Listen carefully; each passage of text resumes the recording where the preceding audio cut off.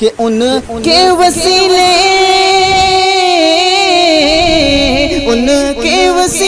سے ہی مہکتا گلاب ہے کہ اپنی جوانیوں کو کس طریقے سے نیلام کر رہے ہیں. آج 18 سال کا جوان دوسرے کی ماں بہنوں کو تکتا چلا جاتا ہے. یاد رکھ، مصطفیٰ کا فرمان نہ سن. مصطفیٰ کا فرمان سن لے گا روح کانپ اٹھے گی. رب کعبہ کی قسم، قدموں کے نیچے سے زمین نکل جائے گی.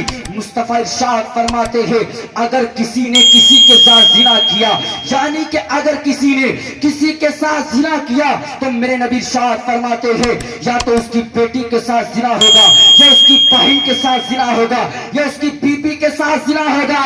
اب پیارے یاد رکھنا، اگر تجھ کو اپنی بیٹی کے ساتھ زنا کرانے میں مزہ آتا ہو تو دوسرے کی ماں بہنوں کو آرام کے ساتھ تک لینا.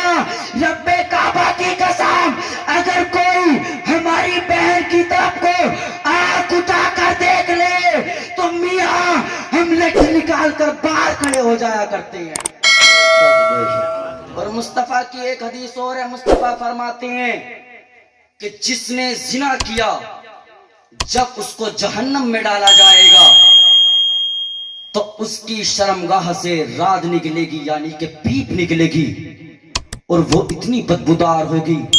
رب کعبہ کی قسم، اگر اس کی ایک بدبو اگر دنیا کے اندر چھوڑ دی جائے ساری دنیا ہلاک و برباد ہو جائے گی، ساری دنیا بے ہوش پڑ جائے گی.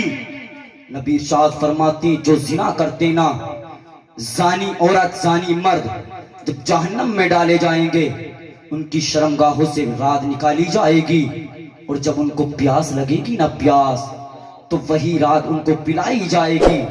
اب اس رات کا معاملہ سنیں، اس پیپ کا معاملہ سنیں. جب رات منہ میں ڈالی جائے گی نیچے کا ہونٹ زمین سے مل جائے گا، اوپر کا ہونٹ پشت پر آ جائے گا. اب اپنے دل کی تختی پر ہاتھ رکھ کر بتانا اور اس بات کو سوچنا کہ ہم دنیا کے مزے کے لیے، میرے پیارے، دنیا کے مزے کے لیے ہم نے ساری دنیا کی خرافات کرنا شروع کر دیا ہے. اور آج تو دنیا کے اندر دیکھو، جوانوں کے کریکٹروں کو دیکھو کہ آج جوان ہوا نہیں، عید آئی نہیں، لارا پھٹا ہوئی پینٹ یہاں سے آ رہی ہے، پھٹا ہوئی پینٹ یہاں سے. اگر شادی 2000 کی ہے نا تو پھٹی ہوئی 4000 کی لاتا. اور اگر باپ کہہ دینا کہ پھٹا ہوئی کیوں لے کر آیا ہے تو باپ سے بڑی اکڑ کر کہتا ہے تم جانتے ہو تم تو پرانے زمانے کے ہو. ارے تیرا باپ پرانے زمانے کا ہو گیا، تو کون سی برانڈ سے لانچ ہو گیا رے؟ کون سی برانڈ کا معاملہ ہے تو؟ یاد رکھ، ایسی زندگی پر لعنت، ایسے کپڑوں پر لعنت ہو جس سے خدا کی عبادت بھی نہ کی جا سکے. بتاؤ پھر زندگی کا کیا فائدہ؟ کیا تمہیں پتا ہے، ہمیں پتا ہے کہ ہماری زندگی کب تلک ہے؟ نہیں پتا نا یار. جو مصطفیٰ نے کریکٹر دے دیا یہ تو مصطفیٰ کا معاملہ ہے، یہ تو ہم مصطفیٰ کے بعد میں آئے ہیں. میرے مصطفیٰ سے آنے سے پہلے دنیا کے اندر مصطفیٰ پر لوگ ایمان لے آئے تھے. سنا نہیں ہے وہ واقعہ؟ یمن کا بادشاہ 1000 سال پہلے میرے مصطفیٰ سے دنیا کے اندر مبعوث ہوا. اس نے لوگوں کو اکٹھا کیا اور اپنے وزیروں سے کہا کہ 12000 عالموں کا انتظام کیا جائے، 12000 عالموں حکیموں کا انتظام کیا جائے. اس نے اپنے ساتھ 1,35,000 سوار لیے اور 1,00,000 پیادے لیے. اب وہ اپنی حکومت کی سیر کرنے کے لیے نکل پڑا، یعنی کہ اپنی حکومت کا سروے کرنے نکل پڑا.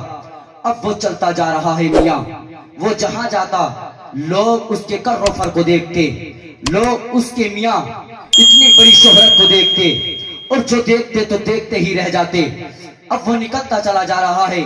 ایک وقت وہ بھی آیا جب مکہ المکرمہ پہنچا. پہنچنے کے بعد وہاں جب دیکھا اس نے، اس کے استقبال کے لیے کوئی نہیں آیا، اس کو دیکھنے کے لیے کوئی نہیں آیا. اب اس نے اپنے لوگوں سے کہا، اپنے وزراء سے کہا کہ یہ ایسا کون سا شہر ہے جو مجھے دیکھنے کے لیے بھی نہیں آئے ہیں؟ آخر وجہ کیا ہے؟ وہاں کے لوگوں نے بتایا اس کو مکہ المکرمہ کہتے ہیں. यहाँ पर अल्लाह का घर है, यहाँ के बाशिंदे खुदा की पूजा करते हैं, उसके घर का तवाफ करते हैं। अब उसने इतना सुना, उसके दिल में ख्याल आया, जो मेरी इज्जत नहीं कर सकता, मेरा इस्तकबाल के लिए नहीं आ सकता, तो सुनो, मैं उस शहर के सारे अफराद को काट कर फेंक दूंगा, सारे मक्के वालों को गिरा दूंगा। और उसने ख्याल किया कि मक्के को ढा दूंगा, मक्के को गिरवा दूंगा, मक्के की जड़ निकलवा दूंगा। अब उसने इतना ही इरादा किया था कि रब की तरफ से उसे एक अजाब मिला, यानी कि उसको बीमारी ऐसी लगी, उसके आंखों में से खून आने लगा, नाक में से खून आने लगा, मुंह में से खून आने लगा, कानों में से खून आने लगा। अब हकीम लोग आते, बड़े बड़े हकीम आए, मगर इलाज समझ नहीं आता, किसी के इलाज समझ में नहीं आया। बदबूदार इतना खून होता कि पास में कोई आता नहीं मियां।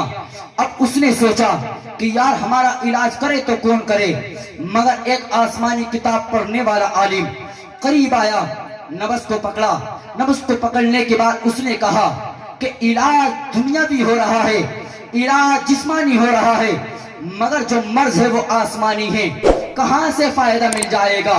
उसने कहा, उस आलिम ने कहा, कहीं ऐसा तो नहीं बादशाह कोई गलत चीज सोच रखी हो, कोई गलत चीज सोच रखी हो। अब उसने अगर कोई गलत चीज सोच रखी हो उससे तौबा कर लेना, वरना इसका इलाज दुनिया के अंदर कोई नहीं बना सका है। रब्बे काबा की कसम, उस बादशाह ने इस बात को सुना, उसने अपनी मेमोरी को घुमाना शुरू किया, अपने दिमाग को चलाना शुरू किया।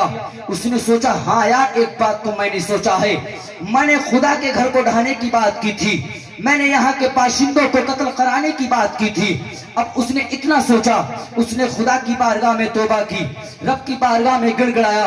रब की बारगाह में अगर कोई गिड़गिड़ा जाए, रब्बे काबा की कसम, खुदा बड़ा रहीम है, खुदा माफ करने वाला है।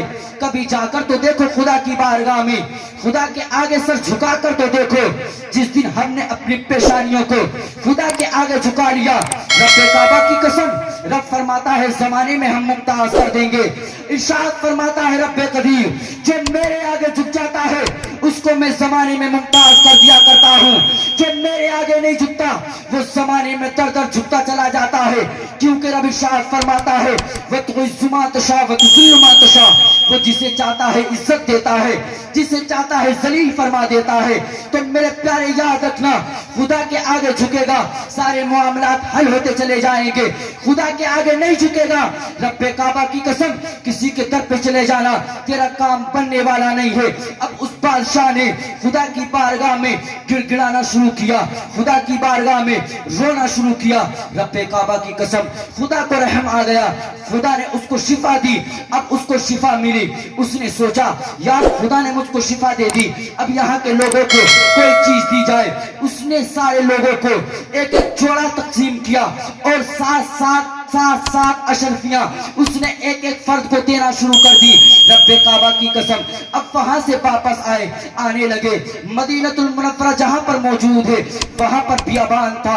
अब जब वहां पर आने के बाद वहां पर रुके, आलिमों ने उस पत्थर को देखा, मिट्टी को सूंघा, मदीने की खुशबू आने लगी। अब बादशाह से कहने लगे, ए बादशाह हमारा तुम्हारा सफर यहीं तक का था, तुम्हारा मेरा साथ यहीं तक का था, अब आगे तुम जाओगे, अब यहाँ पर हम रुकेंगे। बादशाह ने कहा मामला क्या है, वजह क्या है? उन आलिमों ने कहा यहाँ पर नबी यानी कि यहाँ पर अल्लाह रब्बुल इज्जत का आखिरी नबी हिजरत कर तशरीफ लेकर आएगा, हम यहीं पर रहेंगे। अगर हमारा इंतकाल हो गया, हो सकता है नबी के कदम की जूती, नबी की जूती हमारी कब्रों पर पड़ जाए, उन जूतियों के सिक्के में हमारी बख्शिश हो जाएगी। अब इतना कहा, उस बादशाह ने इतना सुना, बादशाह ने आलिमों की मदद करना शुरू की, यानी कि आलिमों के लिए उसने इमारत करना शुरू की, घर बनवाना शुरू किए, घर बनते गए और बादशाह ने एक स्पेशल घर बनवाया जो 2 माला बनवाया। 2 माला तामीर करने के बाद उसने एक आलिम जय्यद आलिम को बुलाया और बुलाने के बाद कहने लगा, अब तुम्हारे सुपुर्द एक बात करता हूँ। उसने एक खत लिखा और उसको दे दिया और कहने लगे, बादशाह ने कहा इस खत को नस्लन बर नस्लन यानी कि नस्ल بدلتی جائے, اپنی اولاد کو وصیت کرتے چلے جانا, یہ خط میرا نبی کے پاس تک پہنچ جائے. رب کعبہ کی قسم اس عالم کو وصیت کی, یہ جو ہم نے یہ تو مالا مکان بنوایا ہے, اس میں ایک دن وہ آئے گا, میرے مصطفیٰ یہاں پر ٹھہریں گے, یہاں پر میرے مصطفیٰ کی تشریف آوری ہوگی. رب کعبہ کی قسم بادشاہ وہاں سے چلا ہے, بادشاہ اپنے گھر چلا گیا, وہاں پر عالم لوگ رہنے لگے. اب عالم لوگ